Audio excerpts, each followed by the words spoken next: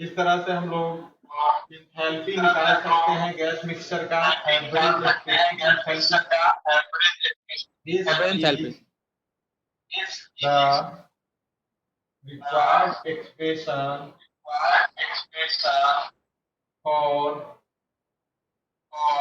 average specific enthalpy of a gas mixture। अब enthalpy निकाल ली तो हमको स्पेसिफिक हीट भी निकालना है। लिख सकते हैं स्पेसिफिक हीट के कंडीशन ये स्पेसिफिक हीट हमारा 2 होता है। Constant pressure constant volume CVC volume है कांस्टेंट प्रेशर। 2 इक्वेशन आएगा।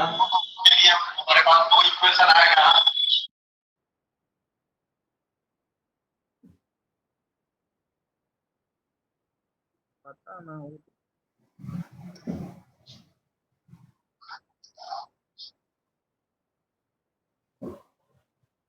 तो similarly from definition of specific heat you can write CPm is equal to CP1 plus M2 MCCP by M1 plus M2 plus CVM भी निकाल सकते हैं into CV2 plus MCCVC by M1 plus M2 ये हो गया average specific heat at constant और ये हो गया कांस्टेंट प्रेशर।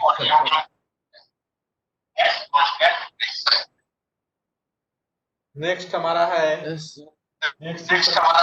वो होगा एंट्रोपी ऑफ गैस मिक्सचर। कैसे निकालेंगे गैस मिक्सचर का?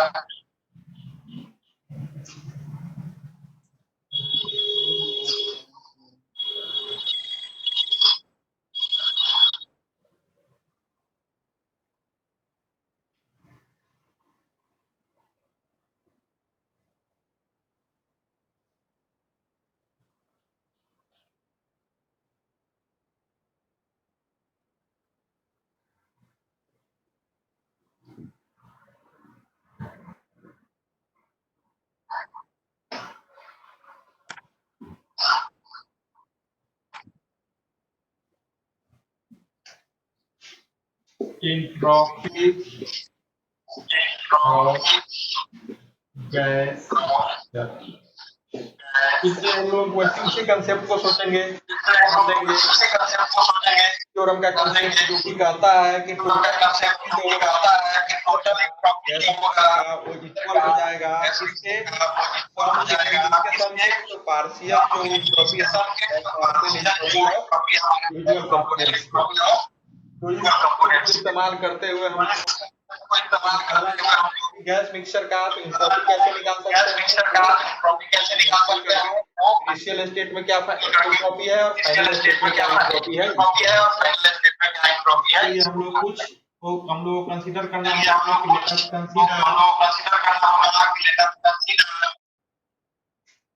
the number of ideal gases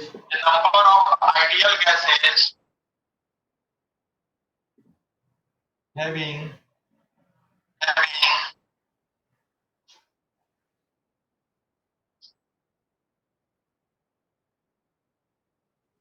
their respective entropies are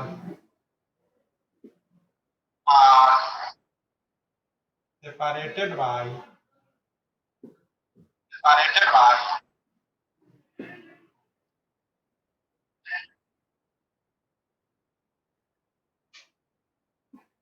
partitions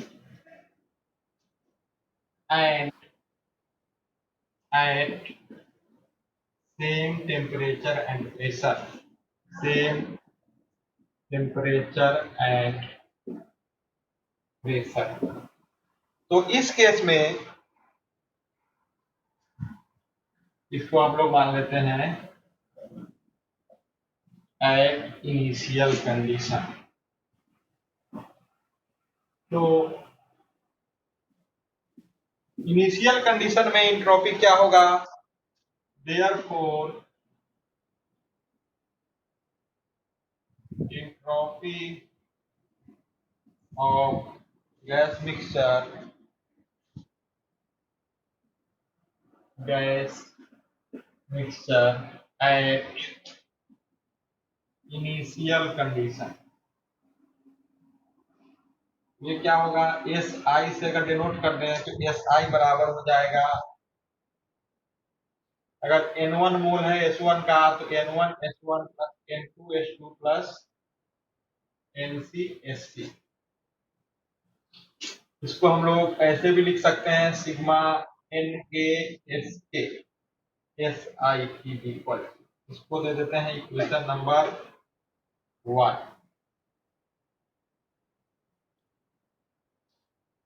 अब हम लोग TDS इक्वेशन पढ़े हैं। TDS इक्वेशन कुछ नहीं है बल्कि सेकेंड लॉ ऑफ थर्मोडायनामिक्स है। तो क्या कहता है, जो यूज करेंगे यहाँ पर TDS equation second law of thermodynamics से आता है, इसका यूज पिछले क्लास में भी किए थे। तो क्या कहता है इस पर बात करेंगे। वीडियो क्वालिटी खराब हो गया। क्या कहता है यूज करेंगे यहाँ पर equation second law of thermodynamics से आता है, इसका यूज पिछले क्लास में भी किए थे। क्या कहता है इस पर बात करेंगे। TDS रिलेशन we have चले TDS is equal to DH TDS relation we have DH TDS is equal to DH को हम लोग लिख सकते हैं माइनस VDT। अब अगर T को इधर ले आए तो DS को लिख सकते हैं DS is equal to CP by TDT minus V by TDT। अब अगर हम लोग स्पेसिफिक के टर्म में बात करें तो इसको लिख सकते हैं CP into DT by T, और V by T को हम लोग लिख सकते हैं equation of state V equal to RT का अगर इस्तेमाल करें तो वहां से इसको लिख सकते हैं R by P, तो लिख देंगे R into DT by P।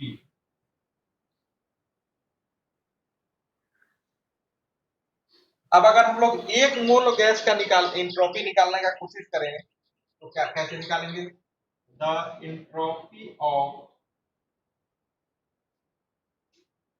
1 mole of gas at temperature T and pressure T and pressure T।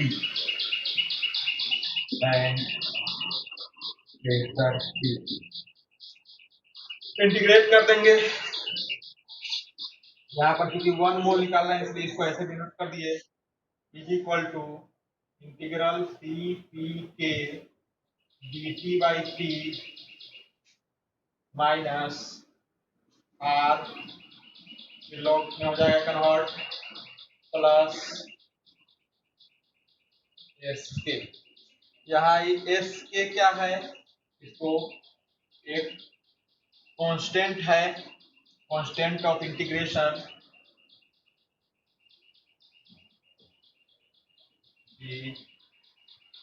Constant of integration.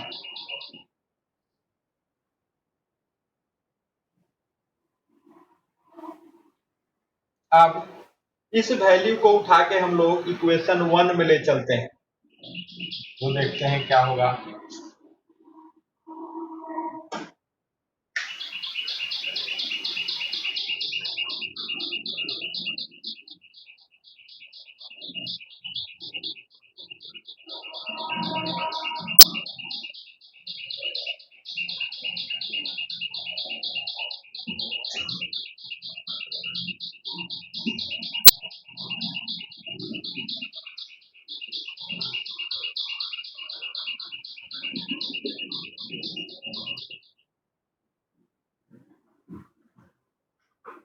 Now substituting this value in equation 1। Equation 1 हमारा था क्या? S I is equal to sigma N K और S के था। S के की जगह पर ए वाला वैल्यू डाल देते हैं, तो लिख देंगे इंटीग्रल सी पी के D T by T minus R L N T plus S O T. अब अगर आर कांस्टेंट है, इसलिए अगर हम लोग एक बार आर को बाहर निकालें और तब इसको दूसरा तरीका से लिखना चाहें तो लिख सकते हैं 1 by R by R C P के D T by T plus S O के by T minus R L N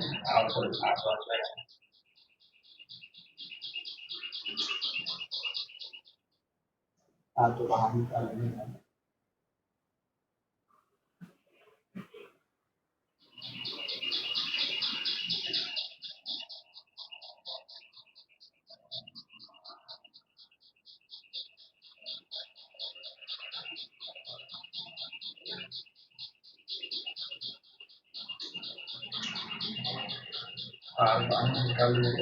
minus L N T ये हो जाएगा।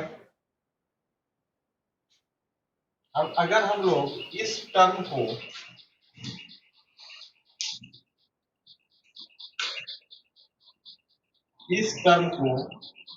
कुछ और मान लेते हैं, तब क्या लिख सकते हैं? उस टर्म को अगर कुछ मान लिया जाए तो क्या लिख सकते हैं हम लोग? इसको सपोज मान लेते हैं सिग्मा के, इस टर्म को, उस स्थिति में हम लोग लिख सकते हैं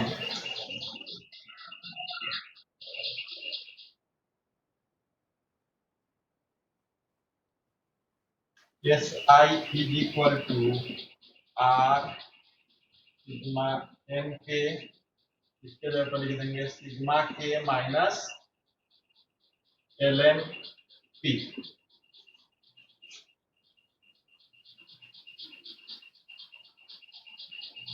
where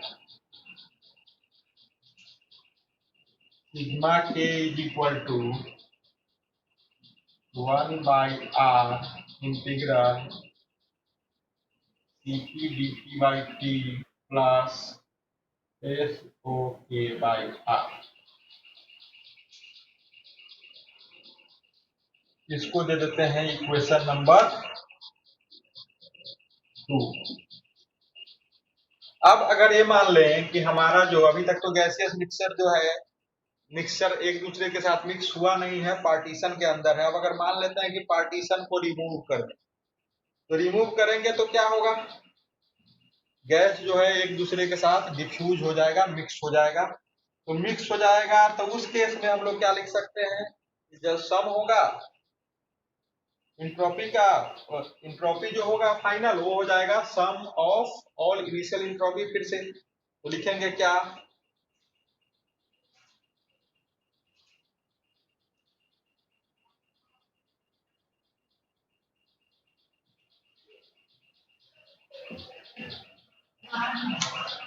Now when partitions are remove, then अब जो एंट्रोपी हो जाएगा उसको हम लोग मान लिए S final, S F.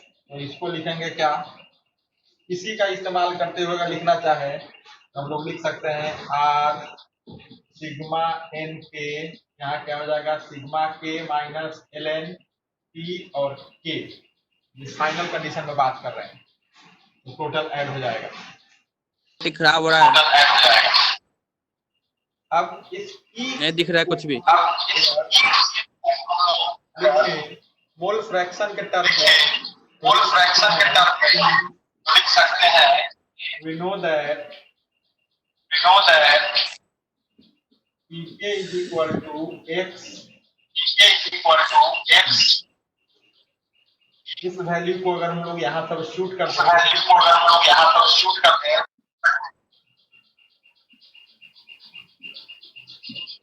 This value SF is equal to हो जाएगा n के माइनस x के इंटू पी यहाँ पर हो जाएगा तो ln x ln माइनस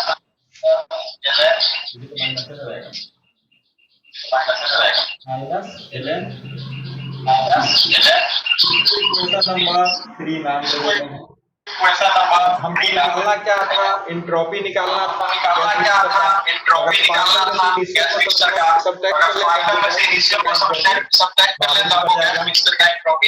मालूम पड़ जाएगा।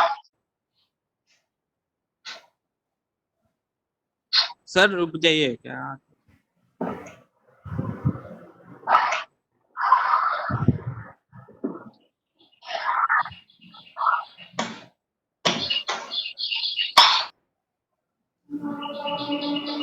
तो हम लोग 3 में से 2 को घटा लेते हैं,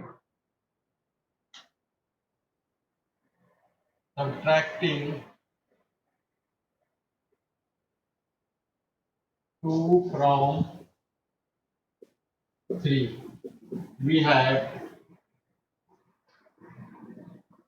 SF minus SI is equal to R sigma NK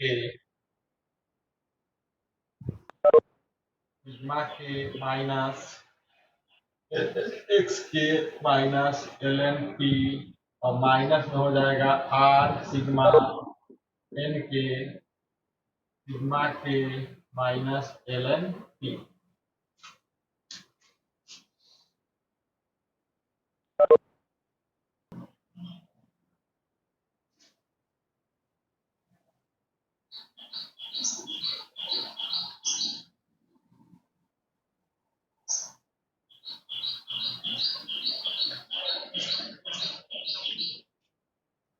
अगर इसको हम लोग सब्ट्रैक्ट कर लें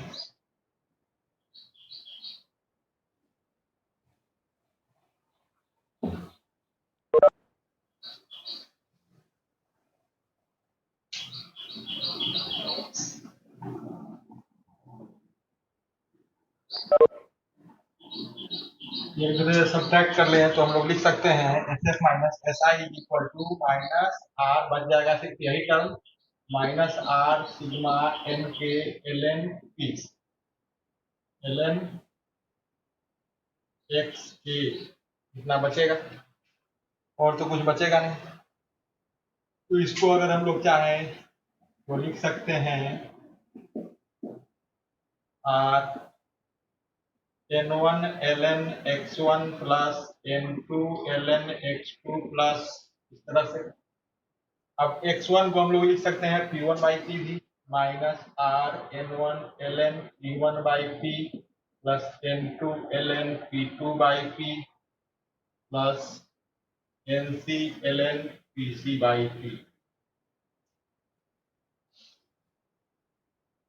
SF माइनस SI, इसका यूज करके हम लोग गैस मिक्सचर का एंट्रोपी निकाल सकते हैं। अगर मास के टर्म में बात करें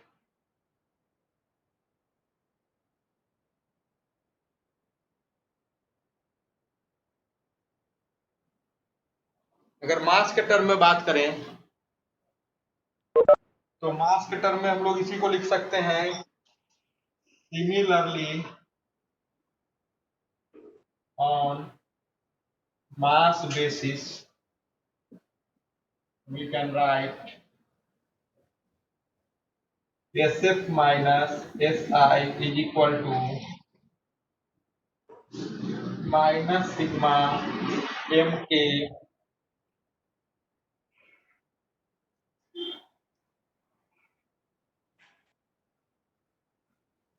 RK ln K by T।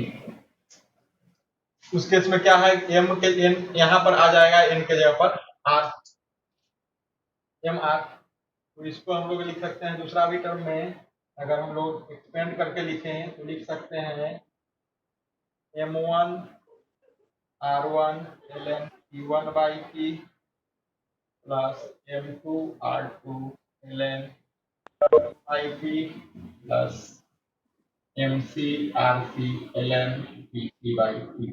इस टर्म में भी हम लोग निकाल सकते हैं। अब नेक्स्ट टर्म हमारा है एग्जैक्ट डिफरेंशियल।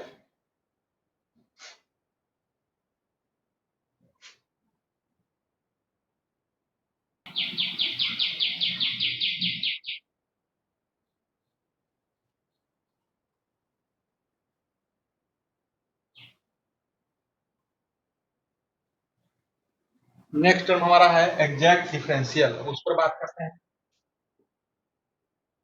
एग्जैक्ट डिफरेंशियल ये क्या कहता है?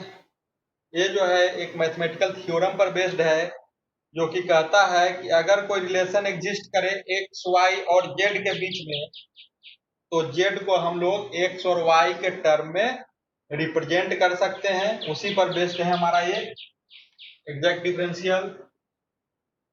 It is based on mathematical relation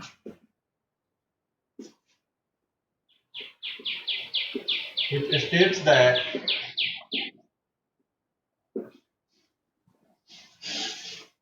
if there is a relation exists among x, y and z, then z can be represented in terms of x and y। इसको mathematically हम लोग लिख सकते हैं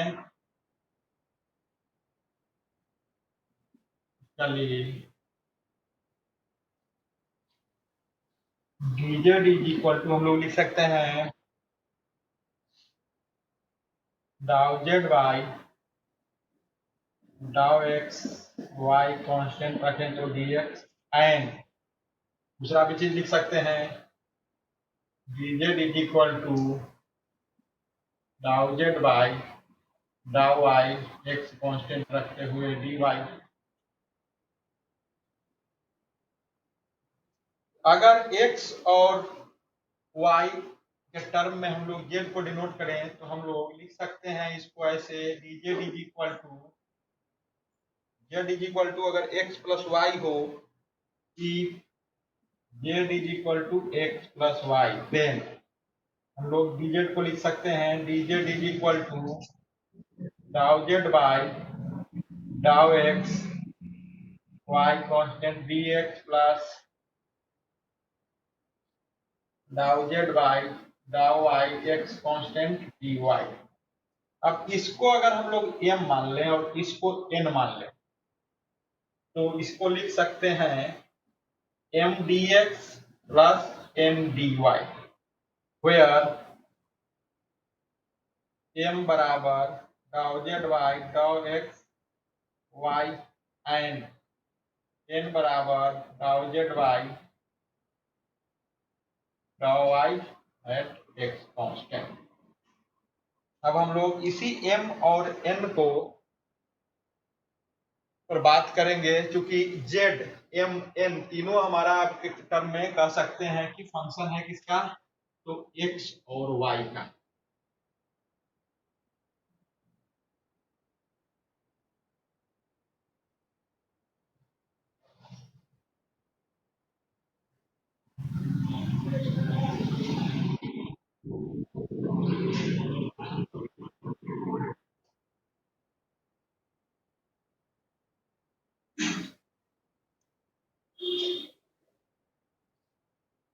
तो अगर हम लोग डिफरेंशिएट कर दें m को, डिफरेंशिएटिंग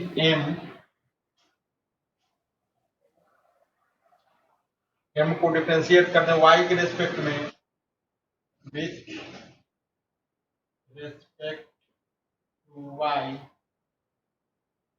पार्शियल डिफरेंशिएशन करते हैं, तो क्या लिख सकते हैं,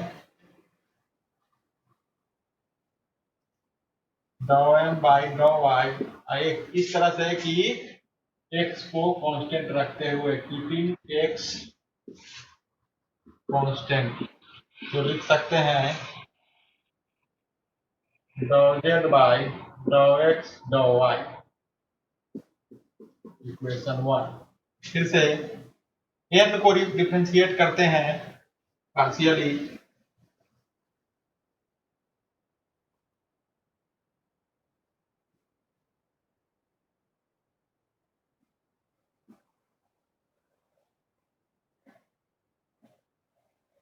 n partially with respect to x keeping y constant, तो हो जाएगा daw n by daw y daw x, y constant is equal to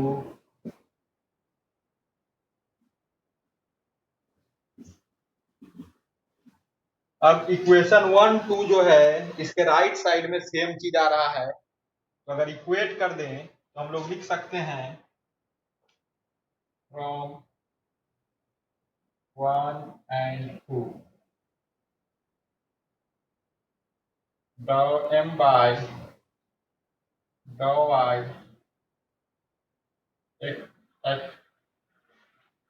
x constant is equal to daw n by daw x at y constant. इसी term को हम लोग बोलते हैं exact differential. Sometime इसी को हम लोग परफेक्ट डिफरेंशियल भी बोलते हैं।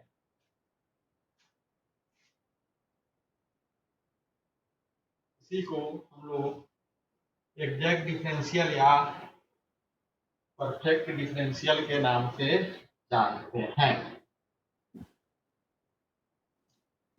डॉ m बाई डॉ y